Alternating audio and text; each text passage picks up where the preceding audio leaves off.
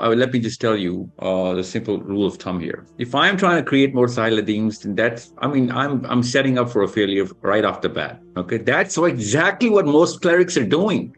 They're trying to create fan clubs. Okay, fan clubs means mimicry, means they're creating their own versions or copies. Okay, my job, and every Muslim who can think and he has a clear world view right now, his job or her job is to create Muhammad's. That's it.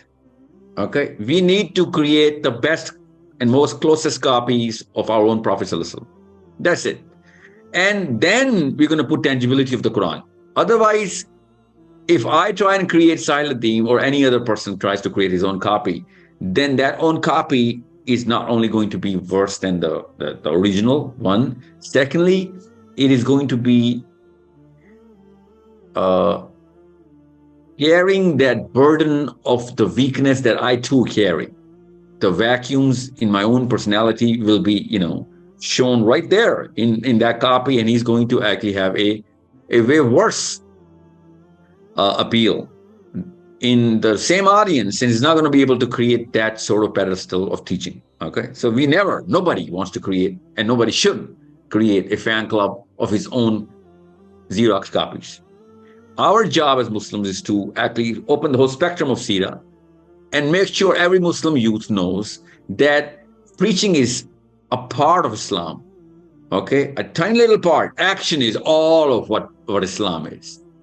You need to be walking the talk, and there has to be a modus operandi, an operational manual for all Muslim youth that, okay, you know what, I'm at this age and this area of the world.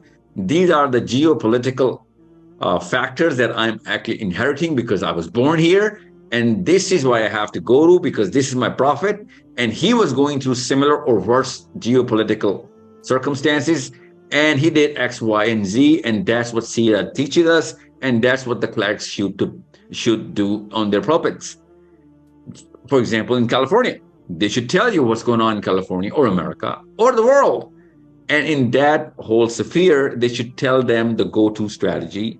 And then they should put a measure on it so that the next Friday prayer should have a way better and improved version of the same youth and audience. But they're not doing it.